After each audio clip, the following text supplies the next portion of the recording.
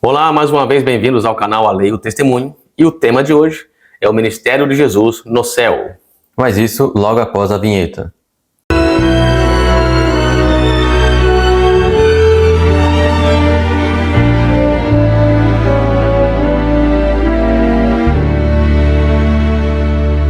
No vídeo anterior, vimos que o trono de Deus, na ascensão de nosso Senhor Jesus Cristo, estava no lugar santo do santuário celestial. E agora veremos a continuação do vídeo anterior. Hebreus capítulo 1, verso 9. Amaste a justiça e odiaste a iniquidade. Por isso, Deus, o teu Deus, te ungiu com óleo de alegria mais do que a teus companheiros. E agora Hebreus capítulo 1, verso 3.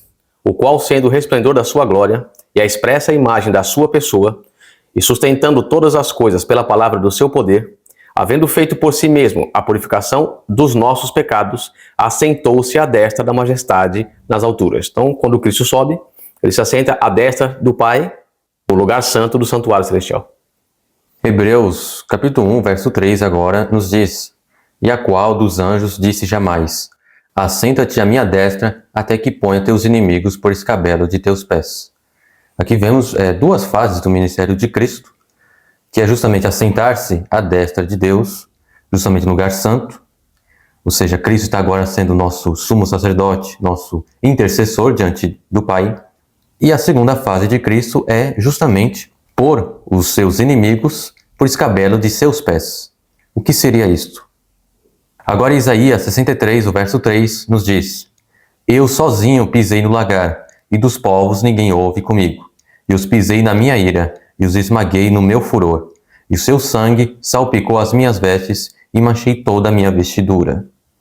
Ou seja, Cristo agora pisa os seus inimigos justamente na sua ira. Como se fosse o escabelo dos seus pés. O escabelo dos pés no passado era um material de madeira que ficava debaixo dos pés do rei, enquanto ele estava sentado ao trono, com gravuras ou com escritas referente aos seus inimigos que ele tinha acabado de colocar em sujeição. Então significa que aqui Cristo coloca os ímpios em sujeição, ele pisa ao lagar da ira. Justamente. E agora Apocalipse capítulo 14, verso 20, onde se cumpre isso. E o lagar foi pisado fora da cidade, e saiu sangue do lagar até os freios dos cavalos, pelo espaço de 1.600 estádios. Então é por ocasião da volta de Cristo. Agora Hebreus capítulo 2, o verso 7 e o 8 nos diz: Tu o fizeste um pouco menor do que os anjos, de glória e de honra o coroaste, e o constituíste sobre as obras de tuas mãos. Todas as coisas lhe sujeitaste debaixo dos pés. Ora, visto que lhe sujeitou todas as coisas, nada deixou que lhe não esteja sujeito. Mas agora ainda não vemos que todas as coisas lhe estejam sujeitas. Aqui falando que Deus sujeitou todas as coisas aos pés de Cristo. Mas, na época aqui de Paulo, justamente após a ascensão de Cristo, ele diz que ainda não vemos que todas as coisas lhe estejam sujeitas. Notemos um detalhe. No ano 31, Cristo sobe ao céu e se assenta do lado do Pai, no lugar santo. E aqui diz que todas as coisas agora estavam sujeitas a Cristo. Mas diz assim, mas agora ainda não vemos que todas as coisas lhes estejam sujeitas. Faltam algumas coisas a estarem sujeitas aos pés de Cristo. Porém o texto diz, assenta-te à minha mão direita até que eu ponha os teus inimigos por escabelo dos teus pés. Os inimigos ainda não estavam em sujeição de Cristo. Por isso que Paulo fala isso. Então Cristo, quando sobe ao céu, ele tem que estar no lugar santo, no ano 31. Porque este texto aqui foi escrito entre o ano 60 a 62 depois de Cristo. Então, Cristo, ao subir ao céu, só podia ter ido ao lugar santo e não ao Santíssimo. Pois veremos um pouco mais à frente que no lugar santíssimo é justamente a obra do sumo sacerdote, que é nosso Senhor Jesus Cristo, de juízo. Essa obra agora é colocar os seus inimigos debaixo de seus pés. Justamente.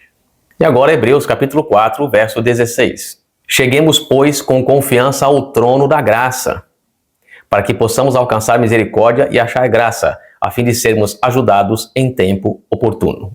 Agora Hebreus capítulo 6, o verso 19 ao 20.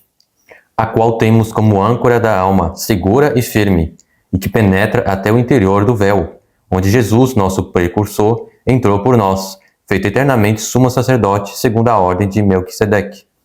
Aqui Paulo diz que Cristo, ele entrou justamente no santuário celestial, ou seja, o primeiro véu, que era justamente a entrada para o lugar santo do tabernáculo.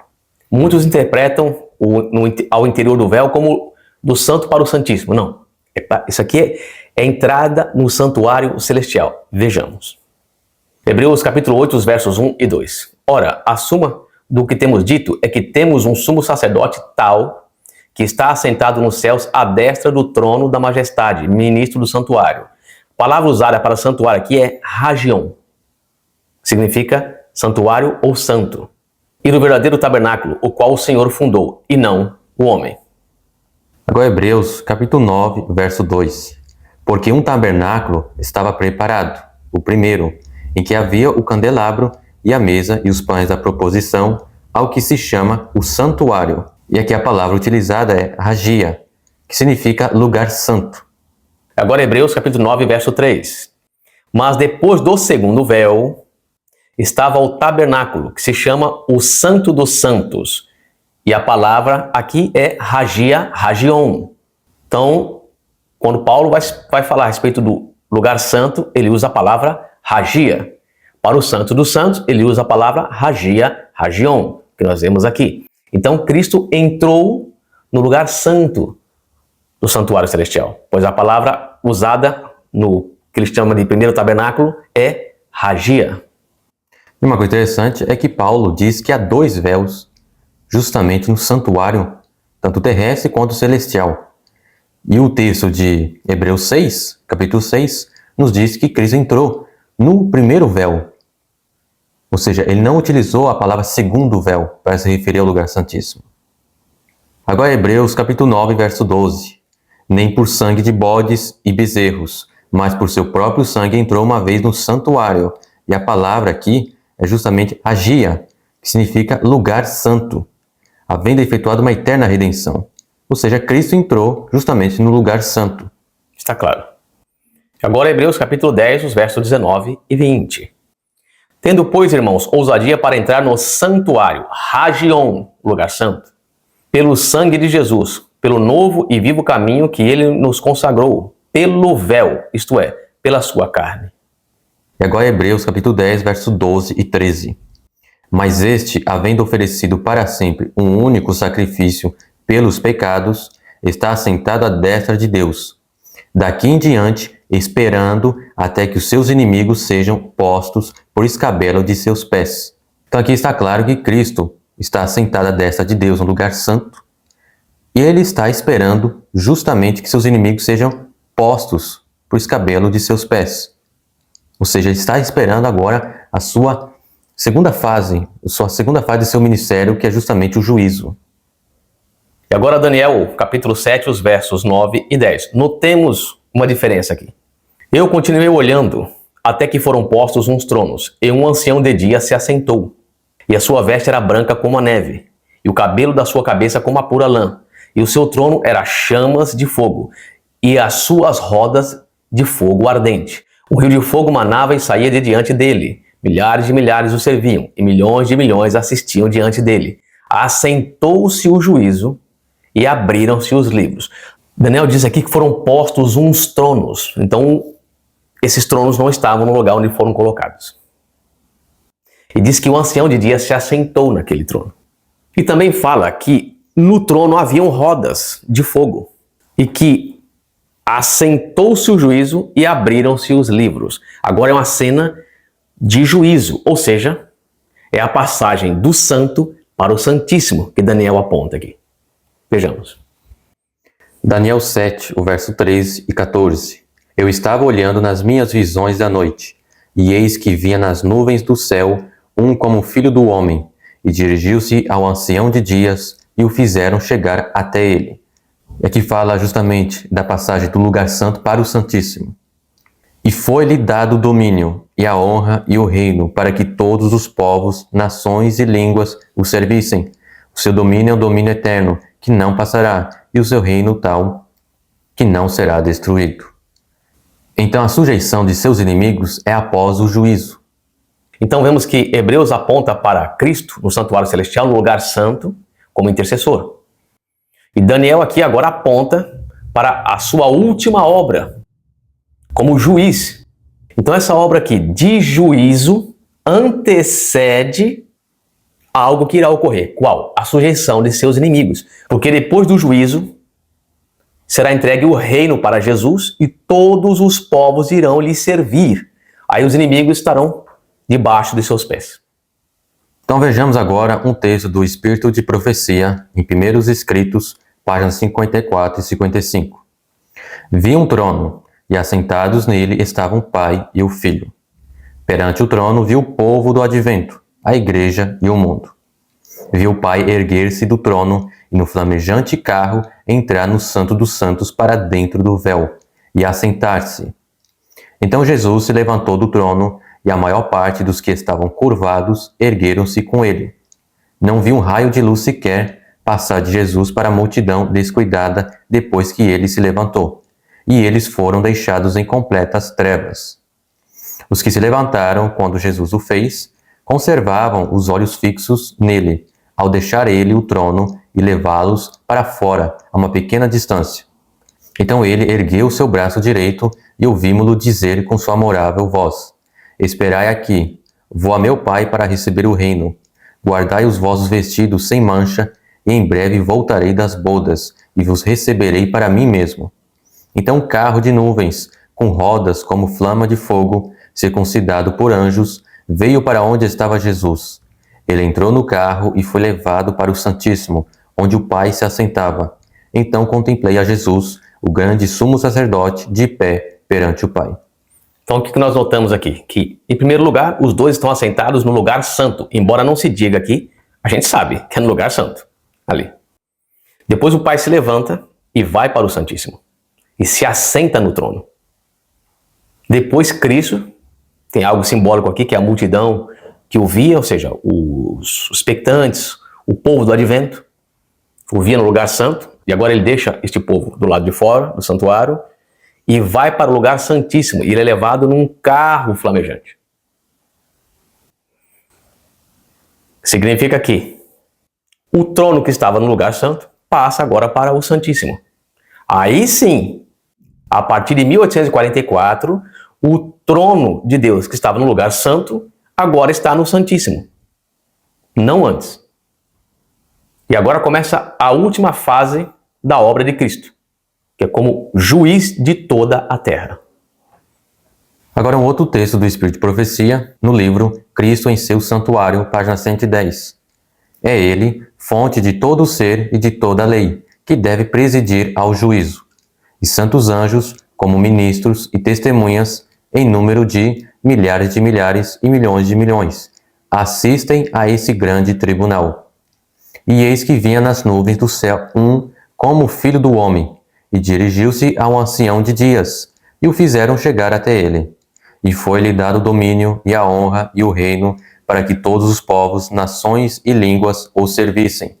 O seu domínio é um domínio eterno, que não passará. Daniel capítulo 7, verso 13 e 14. A vinda de Cristo aqui descrita não é a sua segunda vinda à terra. Ele vem ao ancião de dias no céu, para receber o domínio, a honra e o reino, os quais lhe serão dados no final de sua obra de mediador. É essa vinda, e não seu segundo advento à terra, que foi predita na profecia como devendo ocorrer ao terminarem os 2.300 dias, em 1844. Assistido por anjos celestiais, nosso grande sumo sacerdote entra no lugar santíssimo e ali comparece à presença de Deus a fim de se entregar aos últimos atos de seu ministério em prol do homem, a saber, realizar a obra do juízo de investigação e fazer expiação por todos os que se verificarem com direito aos benefícios da mesma. Então, a partir de 1844, quando Cristo agora entra no Santíssimo, no Santo dos Santos, no Santuário Celestial, começa a sua obra agora como juiz de toda a terra, os inimigos começam a ser colocados debaixo dos seus pés. O que era apontado em Hebreus. Então, antes Cristo estava no santo lugar, até que os seus inimigos sejam colocados debaixo dos seus pés. Essa passagem indica que haveria uma segunda fase no ministério de Cristo, onde ele seria o juiz de toda a terra e a partir dali os seus inimigos estariam sendo postos debaixo dos seus pés. Quando Cristo acaba a sua mediação, onde não há mais mediador, ou seja, acabou-se o juízo, começa agora o ministério das pragas.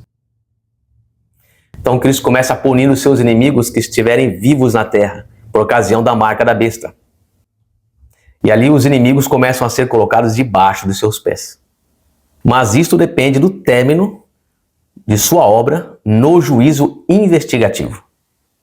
E então, depois das pragas, Cristo vem para a terra com os seus anjos para reunir os seus escolhidos. E agora ele vai reinar. E agora todos os povos lhe estão sujeitos. E agora sim cumpre-se o texto de Hebreus que fala que os seus inimigos serão postos por escabelo dos seus pés. Então aqui vemos que no livro de Hebreus está muito claro que Cristo, na sua ascensão, ele foi justamente no lugar santo, se assentou no trono de seu Pai. E durante sua ministração no lugar santo, Cristo estava intercedendo por nós. Agora a sua passagem para o lugar santíssimo, ele continua intercedendo, mas agora tem também a sua fase de juízo. Ele está justamente julgando o seu povo, preparando o galardão de seu povo, e ao término desse juízo, aí sim, os seus inimigos serão postos debaixo de seus pés. Então vemos que a Bíblia ela nos deixa detalhes muito preciosos a respeito aonde está o trono de Deus, para que aí sim possamos saber aonde está, em que fase está o ministério de Cristo no céu. Já que não podemos ver o que está acontecendo no céu, a Bíblia nos deixa alguns detalhes no tempo para que possamos identificar se estamos próximo ou não do tempo do fim. Então sabemos que, por ocasião da subida de Cristo ao céu, ele se assenta no trono que está no lugar santo. E fica lá até 1844. De 1844 em diante, o trono passa para o lugar santíssimo, onde o Pai passa para o lugar santíssimo e Cristo também. E agora é a sua última fase. Estamos vivendo o dia antítipo do juízo. É dia de preparação. Que Deus os abençoe. Os aguardamos para o próximo estudo, que falaremos sobre a inauguração do santuário celestial. Os aguardamos em nome de Jesus. Amém. Amém.